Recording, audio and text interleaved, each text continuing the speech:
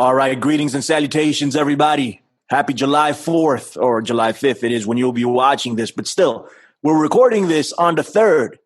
I am here with William Ramses. William Ramses Investigates, ladies and gentlemen. He's been on the Infinite Fringe many, many times. I'm very happy to have him. William, how are you? First time here on America Unplugged, first time on Iconic. Welcome, and hopefully it's the first of many. We appreciate your work, and we're going to talk a little bit about Ghislaine Maxwell, and that just hit the fan. So, it's been an ongoing thing, to be honest with you. I never thought I would see her get arrested. I thought she was on a higher level than Epstein, and I still believe that. You can clarify. You've been doing a lot of research on this. William, introduce yourself. Welcome to America Unplugged. Billy, thanks for having me. It's great to be with you. I'm kind of like an independent. I've become an independent journalist, so I've covered or researched a number of topics. But I was definitely looking into Epstein in great detail. I did a number of shows for my podcast, which is William Ramsey Investigates, and talked to people like Derek Brose, who had actually been down there in 2019 and doing videos for that. So I was curious about this whole situation. So I was surprised when he got arrested, and was equally as surprised, like you, that Ghislaine Maxwell got arrested yesterday in Bradford, New Hampshire, at a 156-acre estate. So this COVID event pretty much hampered my research into Epstein, but I've definitely been reading, and I've read a lot of the court documents that were attached to the defamation lawsuit made by Virginia Geoffrey Roberts against Ghislaine Maxwell, which was settled. So there's tons of documents, thousands of pages. There was actually a huge argument about those documents, whether they were going to be made available to the public. But I've read through those, so I'm very familiar with Epstein, much more familiar than before. There's a lot of details about this case. So I've also done a lot of research into the Crime Victim Rights Act, which was a central component about why the original state trial, criminal trial against Epstein was so questionable, is that a lot of these victims of Epstein never got their day in court. So I was also interested in researching that. So now let's talk a little bit about all that. But keep me honest and make me come back. Sometimes I'll just leave that out, even though I want to talk about it. And time is what it is here. But we're going to try to squeeze in as much information as we possibly can. So Ghislaine Maxwell gets arrested, right? I didn't think it was going to happen. So Epstein gets arrested, and then he is probably killed in jail, at least in my opinion. I agree with that. I agree with you. So there's that. And Ghislaine Maxwell is allowed to travel the world, from what I understand. I don't know how true this is, because I can't trust the mainstream media.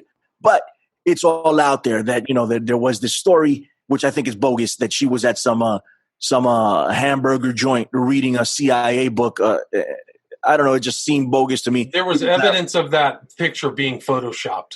Right. So there was evidence of photoshopping, which doesn't lend to its credibility. It feels that way to me, just by the whole setup. And she was supposed to be in Europe and in different parts of the United States, and then she ends up in New Hampshire, of all places, which I feel is I don't know. It's weird. What's going on in New Hampshire? Why would she be there? Maybe you could give me a little bit on that. But what did you feel initially? Where do you think this is going? I don't know. I thought she was above Epstein. I think so. I think you're right, though. I think you're absolutely right. She was probably the brains, and he was more of like a foot soldier, because she seemed to be the one handling and being the one going out and finding kids. But I was surprised when she got arrested. But one of the interesting elements of this event is that the grand jury indictment didn't come out until June 29th. So very recently would there have been any ability for them to arrest her. So they moved right into action to arrest her right then. So that was June 2nd, right? So they must have known and been tracking her all over, either through her 3 passports, because she's a citizen of France, UK, and US. She's a naturalized citizen here. So They must have known where she was. So you got to give credit to the FBI and these other guys for keeping an eye on her until there was enough evidence. I thought there was enough evidence just from my reading of all of the available stuff to arrest her. And one of the interesting aspects of the indictment is that there are 6 counts, but 2 counts are for perjury. So they actually went into that case that I was mentioning, which is an important reference point, which is the Geoffrey v. Maxwell civil case, because they went into there and said that she was lying based upon all of the statements and testimony that they've accrued, that she lied about the sexual activities in that civil case, which is very interesting because that's a recent charge. And another interesting aspect of the indictment is that it's for activities. The criminal activities took place all the way back in 1994 to 1997. So they didn't even add anything in that complaint about anything that's happened for the last 25 years. Wow. Pretty incredible, yeah. So they had enough evidence and to just get her on these things that happened that long ago, when there's just been so much more criminality and all kinds of wrongdoing. So they're not even touching. So I would expect in the future a superseding complaint, that there'll be additional charges if they have to. And that's the whole thing, is like, is this going to go Epstein? Or there was actually a front, I think you probably might have seen it, is from the New York Post. They said, now I think the headline was, can you keep her safe in jail? Right. So this is a very, this whole situation is fraught with intrigue. It's pretty remarkable too, because they just got rid of the old guy who was prosecuting Epstein.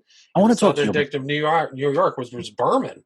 So it's a very strange that Berman goes, the grand jury indictment comes, and the arrest comes right in a row. So let me ask you about Berman, right? Because I was reading up a bit about him, and he is, hold on for a second, just so I don't screw this up, I'm going to read it. He was a United States attorney for the Southern District of New York, and he was removed by William Barr. He was appointed by Jeff Sessions, right? And William Barr removed him. They say on behalf of Donald Trump. Donald Trump signed off on it. At the very least, he said he had nothing to do with it. And then McLean, I forget her name, she said that Trump actually signed off on it, on the firing. But here's the deal with this guy that I find very interesting. Maybe you can shed some light, right? He was the one that brought initial charges onto Epstein, right? And he brought charges onto the 2 guards, Michael Thomas being one of them. I forget the other guy's name, something Ivana or I forget his name. But he brought charges onto them for falsifying documentation for that night. And Epstein died, right. And he was actively pursuing Prince Andrew, and he was saying that Prince Andrew wasn't cooperating. Right. This is the guy that was saying Prince Andrew wasn't cooperating. Now there's an attorney involved here for some Epstein. Let me see if I can find his name. Spencer Curvin is his name. He's involved. He's defending some of Epstein's victims. Gotcha. And I guess he was working with Geoffrey, and he speculates that this guy was let go because he was pushing to get Prince Andrew in, and they tried to cut that off. Now, so a lot of people make the connection between Berman being let go and the Ghislaine Maxwell's arrest, which is hard not to make. Yeah. But apparently, this guy didn't want to step down. Geoffrey. It's a basic fact that he did not want to step down. Right. He resisted it, but all of the U.S. attorneys serve at the pleasure of the president. So if he says you're gone, you're done. Barr just was probably just a foot soldier in that regard, just doing. So why did he get let go? I don't know. So he appointed, and I'm going to let you get in because, you're the guest and you're the guy with the knowledge. I just want to set out the table for you so you can know where I'm coming from here, right? Right. So he appointed, before he left, Berman, appointed Aubrey Strauss to be the acting in his place, and she was the one who carried this whole thing out. So it's like carrying the torch. She's been working with this guy for 30 years, so she took it and did this. So this is just a continuation of what this guy was doing. So they tried to hamper something, and I think maybe, and this is just speculation, Berman outthought them for a bit and said, you know what, here's what's going to happen. I'm going to appoint this lady and then I'm going to step down. And that way she went forward and got Ghislaine Maxwell.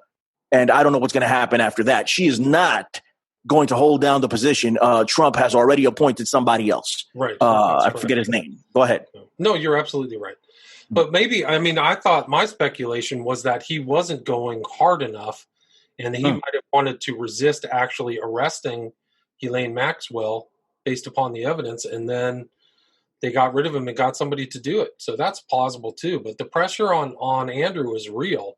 There's pictures of Andrew with Geoffrey and Ghislaine Maxwell in London that's been verified by Sean Atwood, who went to where Ghislaine Maxwell lived and confirmed that the wooden staircase is real. So, so Prince Andrew can't really kind of wrangle his way out of that. And he's in deep. He's actually pictured peeking out of the door from Jeffrey Epstein's mansion on the east side. So there's a lot of intrigue going on there at the Southern District of New York. It's pretty remarkable. It's even a lot more intrigue because in this detention memo is the daughter of James Comey. She has her name signed on that. So you've got another guy who's a known leaker, Maureen Comey. So she's an assistant United States attorney. So you've got just this really remarkable, and Audrey Strauss is on there as well. So the two new documents, the indictment and the detention memo, there's a lot going on. Yeah, there is plenty going on, but I don't know where it ends. Like, I don't know what the end game here is. I don't think she's going to get suicided. I don't think so. I think it would be it's too obvious. I think people would, a lot of people already caught on to Epstein. The Epstein that didn't kill himself was trending all over the place. So hold on for just a second. You still there? Boom. There you go. Yeah. That was trending all over the place. And this was crossed over to the mainstream that they were questioning whether or not this guy was alive or dead, or did he kill himself? All this other stuff. Everybody became a conspiracy theorist there for a while. Sure. So I don't think the same thing happens to Ghislaine Maxwell. I think and I want your thoughts on it. I think she walks. I think she gets a slap on the wrist. I think she names a little bit of names and throws them to the fire, whomever it is that they deem fit, and she walks after this. That's just me. I could be very wrong. Go ahead, sir. Well, so you think that she's not going to serve any time at all, that she'll roll over and throw them a bone or whatever to make them happy? Not tell the full story, do like a limited hangout or something? Give them what they want, appease the people, appease whomever, give them, some scraps off the table. And if she does any time, it'll be minimal. I think a year, maybe just probation, something like that. I don't know. I think she's going to get off. Something is telling me this. This is just me speculating, of course. Go ahead. No, but I think it's important because there's a lot of unknowns. What decisions she's going to make, what kind of negotiation she's going to make. I don't know who her attorneys are at this point. So it could be there could be any kind of result. I kind of speculated that she'll plead out, that she will try to negotiate a very low prison sentence and plead out, because I don't think she'll want to even go to trial, and they don't want to even open that Pandora's box of any trial, cross-examination, any discovery, anything that really happened. I mean, if you look at the Geoffrey Maxwell civil case, that was a can of worms that opened up and has spited her 4 years later, now that they're charging her with perjury. So I don't think something like that would happen. I don't think that there will be a trial. I think there'll be some type of plea agreement, or she'll kind of try to negotiate, just like you said, a slap on the wrist if the government is willing to give that to her. Yeah, she is just so connected. Like, she's not Jeffrey Epstein. And I want you to go ahead and give a little bit of a background as to who this woman is, even though a lot of people actually know. But, details and just take your time and give us the highlights of who this woman actually is. But Jeffrey Epstein, in my opinion, was a minion. Yes. And that's why they said, here, take him. Go ahead. Well, he wasn't as sophisticated. I think his dad was like a groundskeeper in New York City. So he didn't come from a polished background like Ghislaine Maxwell, who was the daughter of Robert Maxwell, who was a publishing magnate and a kind of a corporate swindler. He actually looted the pension funds of I think it was the World or one of these newspapers in the UK, and kind of made him kind of an infamous financial fraudster. But he was also known as Israel super spy. I mean, there's a book out there by the author Dylan that he was involved in all kinds of shenanigans. He was actually a Holocaust survivor. His real name, his given name when he was born, was Abraham Laszlo. And he went through like 3 or 4 name changes and ended up at Robert Maxwell. And Ghislaine Maxwell is the daughter of him and French Huguenots, like a French Protestant, persecuted Protestants in France, and who grew up with wealth and money. So she was always in this kind of high society, socialite life, sophisticated, knows how to dress and act among wealthy people. She was at, I think it was Chelsea Clinton's wedding. She was seen there. So she was mixing with the top, very sophisticated people. And I think that was really like when you say what the dynamic between Epstein and her is, she's clearly was the one with the social graces that Epstein really didn't have. And so, I think that's really her background. And she had to have known what her dad was really up to. His dad was her dad was like a triple agent, not a double agent, but he was working with the Soviets, the UK. And there's actually a really good documentary about him that said that MI5 or MI6, which is the international aspect of the British intelligence, financed him originally to get into the publishing business. He started off as an intel asset for the UK. And when he died, he was buried in Jerusalem, and I think like 5 or 6 of the prime ministers of Israel attended his funeral. Because they recognized how important he was. Right. It's just, it's a tragic life because he, I think all of his Abraham Laszlo / Robert Maxwell's family was murdered in the Holocaust. So he was one of those people who came out of the war just different look towards everything, and I think that there's a sequence of him looking at the memorial of like the Holocaust victims, and those were his family. So it's really tragic. Incredible. Yeah. But I don't think he was a very pleasant person, and he was definitely, Robert Maxwell was definitely a financial fraudster. His sons were like, they were at least for a time banned from owning any stock in any company in the UK, I think, or they weren't allowed to be on a board.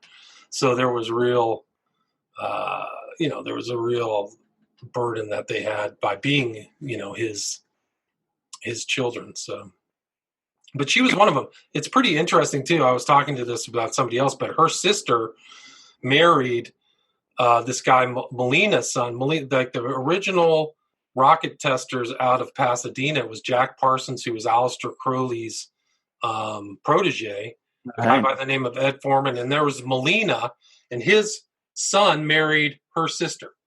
Interesting. Yeah, really fascinating. And they were known as the Suicide Squad because they were doing the original rocket testing, the jet-assisted takeoff stuff. And so there's some interesting ties to that family, no question. Maybe one day we'll have a conversation about Mr. Parsons, right? He's a very interesting guy. Yeah, I mean, it does. There's a kind of a tangential, like I said, attachment, but it also shows their kind of sophistication of that family because, like Molina and these guys were right there at the whole beginning of the JPL, Jet Propulsion Laboratory, with Werner von Braun. Like Parsons is talking to Brown. I mean, it's very interesting stuff. And then these guys, and it's kind of ties into what Epstein, one of the aspects of Ghislaine Maxwell and Epstein was to ingratiate themselves to the scientific, technical elite in the U.S. as well. So they used to go to these meetings in Monterey, like specifically fly out of their way to hobnob with people like Sergey Brin of Google, Wojcicki of YouTube. I mean, they're pictured together. And some of these other kind of materialistic, scientistical thinkers like Steven Pinker and Krause and these other guys that are around that are on like Joe Rogan's podcast. So a lot of these guys are keeping their mouth shut about how much they know about Epstein. Like, and he was involved at MIT. He was giving money to Harvard. So there was, these guys were, some people would say he was a, benefactor or philanthropist, but he also could be seen as corrupting them, right? If he's involved in that corruption. Yeah, no, I mean, I think they're keeping their mouth shut because they're probably compromised in some way, shape, or form. Yeah. And the compromise goes around. I mean, it's just it's never ending. The hole goes super deep. Super deep. How deep do you think it goes, William? All the way to presidents. I think a lot of these presidents are sweating, and it goes all the way. I mean, he was an informant at least in that case, there's an FBI document that Mueller is on, the FBI director, saying he's giving information to the FBI. So these guys were in a very, thick with intrigue environment where they're talking to people. Who knows what information they're giving, what little tidbits, what they're gathering. I mean, Virginia Giuffre said that the whole mansion in New York was set up to spy in every room, and that there was a separate room in that mansion with video cameras monitored by some guy she didn't even know. So, like, these guys are just compiling video after video on people. So they probably knew stuff. I mean, he's hanging out with Bill Gates, like one of the richest men in the world. So it goes super deep. I mean, here's an example. So Virginia Giuffre has hung out with Maxwell and Epstein, and she actually slept. I mean, so according to her, she was like given out. Epstein had a place in Florida, New York, and Santa Fe. And the governor of New Mexico at that time was a guy by the name of, I think it was Richardson. And then there was also a senator who, Mitchell. Do you know who Mitchell was? I do not. Okay, so Mitchell was another guy that she said she slept with. Well, what happened to these guys? This guy went from the governor of New Mexico to working at the UN. So they've got material on this guy at the UN, and George Mitchell becomes later installed as the head negotiator for the Palestinian-Israeli negotiations, peace negotiations. So, it's absolutely incredible. So this is a guy they probably got information on, and later becomes a key head of this negotiation for the Palestinian-Israeli conflict. Who's had sex with an underage girl, right? They probably So that's how deep it goes. That's just one example. One example. But there's a really incredible picture. If you look up the negotiations of Mitchell, because there's Hillary Clinton, Mitchell, the head of the Palestinians, and Netanyahu. And I'm just looking at that going, Netanyahu knows exactly how this is going to work out. It's going to work out to Israel's advantage. And he's got this big old smile on his face. He knows exactly that Mitchell is compromised. He owns him. Incredible. Absolutely. And this is how things work. And, this is how our political system works. It's how the world works pretty much. I want to ask you about Hillary before. Oh, I'm sorry. You got something to say? I was just going to say that's how deep it goes. I mean, that's just one example. What else? Who else is being compromised? Where else are kids being shipped in on critical discussions on very important subjects? You don't know. And then go look at those flight logs. They say that John Roberts is on there, the freaking head of the head of the Supreme Court. Dude, everybody's John Roberts. Yeah, so all people are on there, right? So, hey, come on, let's free flights, baby. We can go to Monterey. We can go to Caribbean. Right. Hey, what do you like, And so many of these are missing, right? They only have a limited amount of them. So who else could have been flying on these things? And it's incredible. And I think the rabbit hole goes in extremely deep, just like you said earlier. But it's not just girls. Hey, it's not just girls. It's also boys. There's some people with taste for men, Kevin Spacey. You don't really know the totality. And Crazy Days and Nights, I don't know if you've read that website, but they're very well connected attorneys in LA. I would look up Crazy Days and Nights and look at their reporting on Epstein and all these guys at that island. There's all these film directors and all these people. And there was one whose name I don't even want to state. Then don't. Yeah. He was smart enough not to get on Epstein's flight. What he would do is he would fly to an adjoining island and take a boat so that there was no record of him on any of Epstein's stuff, since he was savvy enough not to be written down as that. So there's all kinds of stuff, man. They were involved in all kinds of deep stuff. Not a lot of, I mean, it's slowly being uncovered, but it goes super deep, man. You know, and I think there's a couple of things. I do want to ask you about Hillary, but I just want to ask you about her on a surface level. Like everybody turns when something like this happens, and the Clinton kill list, Hillary Clinton's going to get at him or Bill or whatever. While there are very questionable things that the Clintons have done, and we could, what is it? Bill has allegedly raped a lot of women, and they've done very crazy things. They were probably allegedly involved in Mena, Arkansas, and the drug trade that was running out of there. So there's a lot of things going on. But do they really have the pull to kill a Jeffrey Epstein? Or do they really have the pull to kill a Ghislaine Maxwell? In your opinion, I don't think they do. I think this is above their pay grade personally, but everybody seems to politicize the issue, right? That's good. And use it. I'm like, okay, they're the ones. It's them. They're going to do it. I don't think they do. Go ahead. Well, I think that a lot of people, when Epstein got arrested, there were a lot of people sweating. There's probably a lot of people sweating now that Ghislaine is arrested. Yeah. But I think that you're absolutely right. But they're part of that network. Right. I think that Bill and Hillary, in my opinion, at the very top, they're much more similar across the aisle than they're different. They're really plutocrats.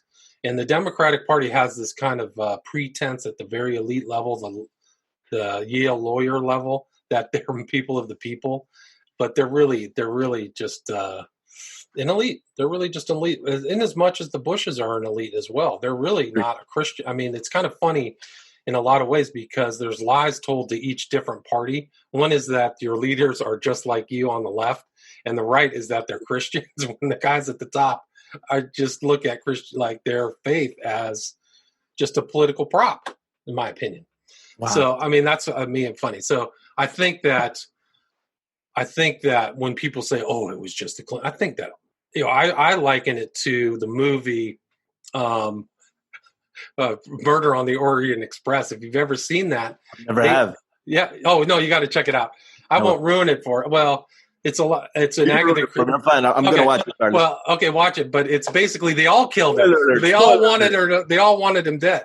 That's the whole trick that's the whole twist of Murder on the Orient Express is the guy is looking for the murderer, but what he realizes at the end is that the whole thing was a setup and they all wanted him dead for a different reason. Mm-hmm. And I think that that's Jeffrey Epstein. So to say I've speculated, if you're dealing with people with that much money, all they have to do is just set up an account in Luxembourg, Switzerland, fake account, candy shop, put money in.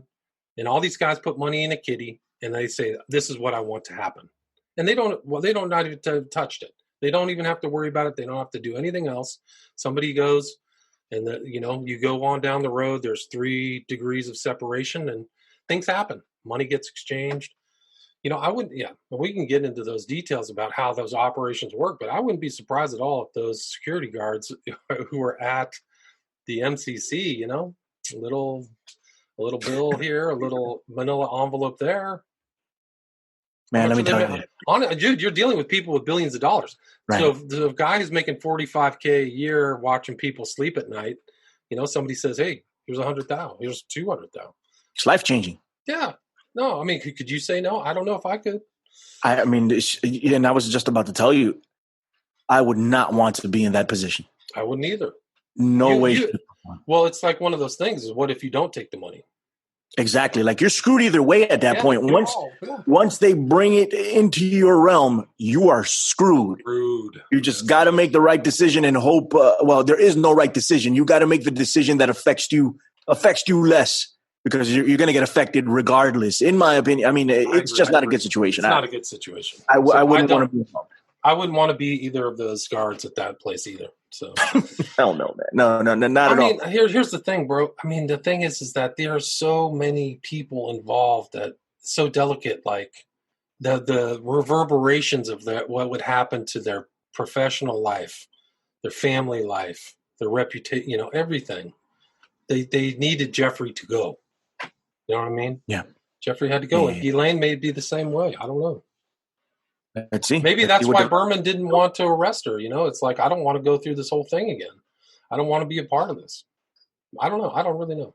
Well, if he didn't, all right, well, let's see, right? Like, I'm not. The jury's still out for me on this guy, right? Because if he didn't want to be a part of it and he got fired, I'd have been like, okay, I'm gone. But he didn't want to. He wanted to stay in there, and then he went out of his way to get this lady. From what I understand, I forget her name again. Hold on, I wrote it down. Audrey Strauss. Audrey Strauss.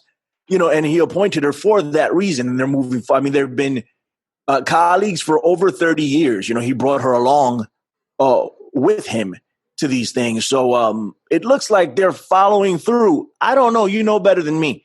So let's see what develops at the end of this. Right, I agree. Yeah. And we will figure it out. Unfortunately, this is still the tip of the iceberg. We are nowhere close to getting to the bottom of this.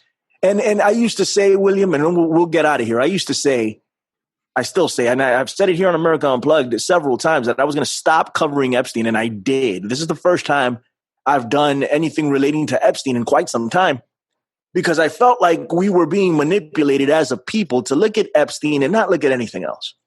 We were just concentrating. Epstein. He's such a horrible person. We got him good, and all that's great. But there's way more. And now with Ghislaine Maxwell being brought into custody, I think it's a step in the right direction, but this is still just the tip of the iceberg. I mean, let's talk about Trump real quick before we get up out of here, actually. Okay. I almost forgot about the Donald. Right. Well, I mean, he was close friends with him. There's pictures of them together at Mar-a-Lago. And if you look, I mean, I'm not saying I'm a body language expert, but the way that their body language, this is like a video from 1996 where there's a bunch of girls dancing. Jeffrey Epstein is the center. And Trump is kind of like, if you look at that, it's not like the center of attention. He's kind of like a little kind of spaniel, a little lapdog. And it's interesting how that was playing out, that little dynamic between them. But they were old friends in the 90s. There's pictures of them together in kind of reporting that took place in Palm Beach. And their places weren't that far apart. Mar-a-Lago's not that far from where Epstein's place is in Palm Beach. So, they're operating in that same circle back when Bill was much more of a playboy than he was recently, I think. So, and like we talked in the pre-show, there's reports of them being together. You said that Maria Farmer, who I followed and am familiar with, said that they're hanging out together. And there's a lot of people like that. So it's, I think Trump was probably pretty nervous and probably still is nervous. Who knows where those materials are? Is he compromised in your opinion? I would think that everybody who was close to Epstein was compromised, including Trump. I think they're probably, and that's how they just kept everybody's mouth shut, Right. Because it's kind of like, it's the honor among those types is that they all know what each other is doing so they can rat each other out, probably. Absolutely disgusting. 100% disgusting what is going on, but we're getting to the bottom of it in some way, shape, or form. William Ramsey, thank you. We appreciate you for joining us here on America Unplugged. Please tell the people where they can find your work. WilliamRamseyInvestigates.com, and all my most recent documentaries are on Vimeo under William Ramsey. So I've been put out 3 documentaries in the last 3 months. So if people want to go check that out, so all streaming there. Vimeo doesn't seem to want to censor me at all, so that's really positive, unlike YouTube. So I've had very good, so far, very good results being on Vimeo or using that as a platform. Good. Maybe we'll hook you up with Mr. Richard Willett here on Iconic. I think you and him would have an excellent conversation. Great. So I think we're going to hook that up. He's also a documentary film maker. And you know what? Actually, before we get out, let me hit you one more thing because he tweeted out. Now it just came into my mind. Boris Johnson and Ghislaine Maxwell back in the day. Apparently, they went to the same school. Maybe they even dated. Who knows? I'm not sure. What do you know about that? Do you know anything about that? Not that much, but like I said, like she comes from that socialite background, best schools, and I wouldn't be surprised if they mixed it. But if you look up Boris Johnson, look up the Boddington Boys Club and what those guys were up to. It was kind of like this drink. Well, they called it, the nice thing was a drinking society, but it was a bunch of rich kids kind of with no holds barred attitude. So Boris Johnson's part of that. Yeah, but I don't know not yet how much she was involved with him. No. All right, beautiful. Hey, William, thank you very much. Thank you for taking the time to talk to me. And you will definitely be back as many times as you want to be, sir. Thank you very much. We appreciate you. Hold on for just a sec. It's America Unplugged, guys.